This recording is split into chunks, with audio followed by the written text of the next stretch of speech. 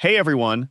In this video, I'll show you how to add all your important links to your Instagram profile in just a few simple steps. Let's get started. First, open the Instagram app on your phone and tap on your profile icon in the bottom right corner. Now tap Edit Profile, then select Links.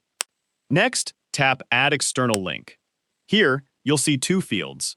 In the first field, paste the website or URL you want to share. In the second field, enter a title for that link so people know where it takes them. Once you're done, tap Done in the top right corner to save it. If you want to add more links, simply repeat the same steps. Instagram lets you add up to 5 external links to your profile. Keep in mind that your links appear in the same order you add them, so place your most important link at the top for better visibility. That's it! Now anyone visiting your Instagram profile can easily access all your important links. If this video helped you, don't forget to like, subscribe, and I'll see you in the next one.